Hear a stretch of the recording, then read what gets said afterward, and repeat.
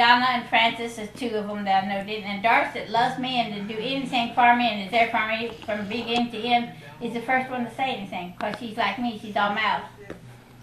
But she's so good. She's there for me in every way. And when my dad died, she was there that night. When she found out about it, her and Al came that night. It was a bad time. It was a trying time, emotional trying time. And it's God's blessing that it was as short a time as it was. Because if it drug out, we'd have been bananas. I mean, that it took so, if he'd have took like some people and dragged out and been sick for a long time, you know.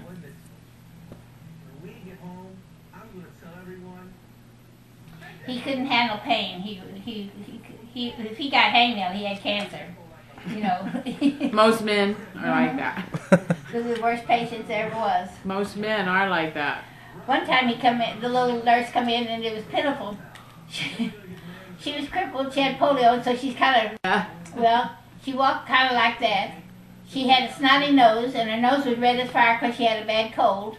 And she come in, Mr. Goggins, it's time for your therapy. And he had to just, like this, you know, a few times. And he said, I'll tell you when I get therapy. You don't tell me, I tell you. And she said, okay, Mr. Goggins, I'll be back later. That Vaseline is, and this is Mel's fault, so I'm glad that it embarrassed him. Because Mel convinced her that Vaseline, he read in the newspaper or something where Vaseline is not good to put in your nostrils.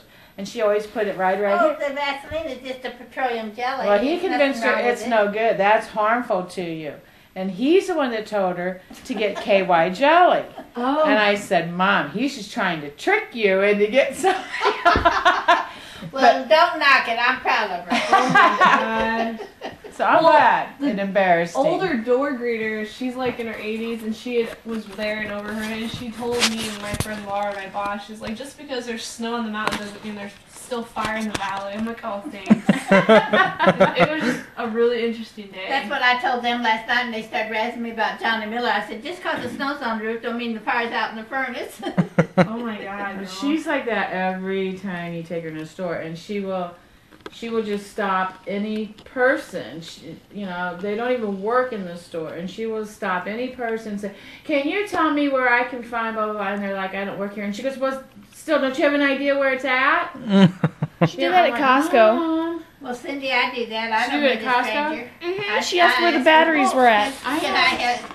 Hey, you guys know where I can find so-and-so? Well, that's okay, but I mean, not the way she goes about it. She will scream and pat people down. Well, she had a hold of my arm, and I didn't want to be rude, and she was just describing her bowel movement to me, and then she hollered at Mel for the KY jelly, and I was like, ugh, Cody, what are you doing? I'm filming this conversation. No! Well, you can't do this. And applaud, clap their hands, because that's proud of her at her age. That's almost as bad as the story so bad. at McDonald's. You know what's going to happen?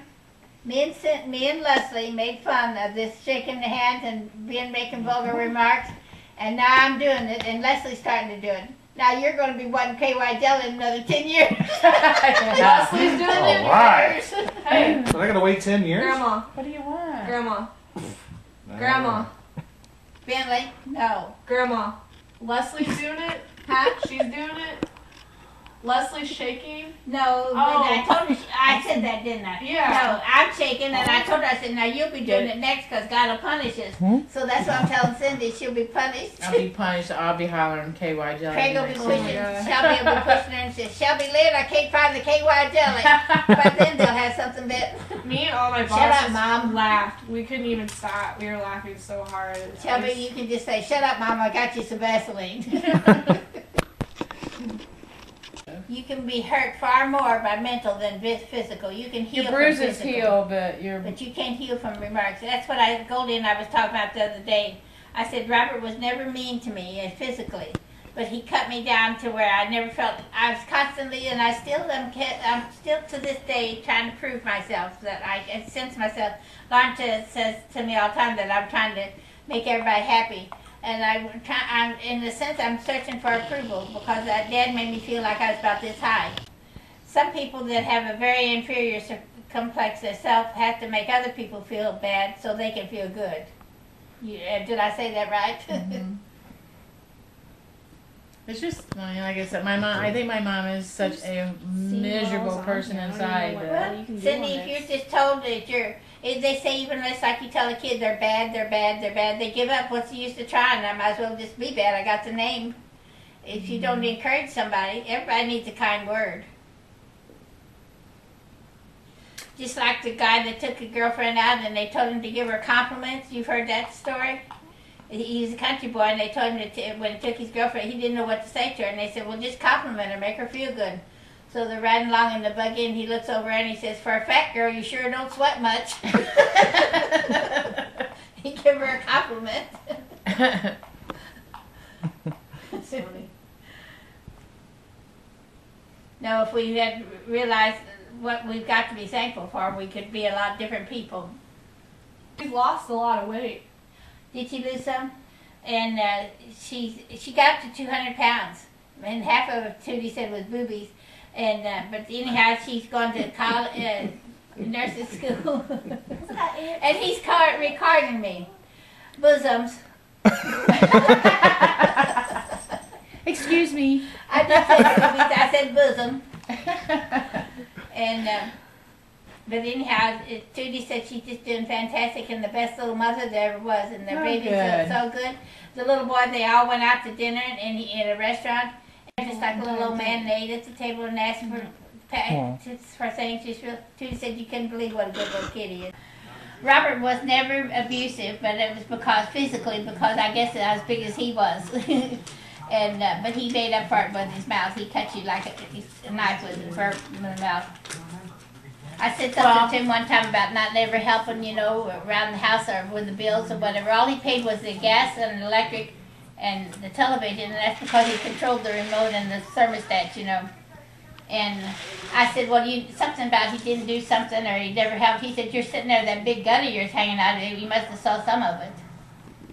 So that's demoralizing. You're already down. Out because you're that's like my mom. My dad was physically abusive, and my dad and Mel. That's Dumbledore. That looks like a kangaroo there, upside down. Thank you. Have you seen the picture of Jesus like that? Oh, I've got that put away, but you hold it up, and it looks just like that would be upside down, but when you turn it around, it looks like Jesus.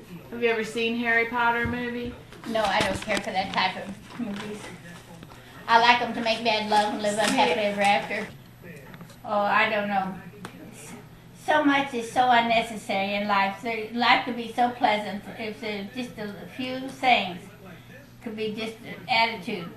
Could be dropped. And coming up, like if I say, sometimes it seems like if I say it's black, somebody say, yeah, no it's not, it's charcoal. Or it's white, okay.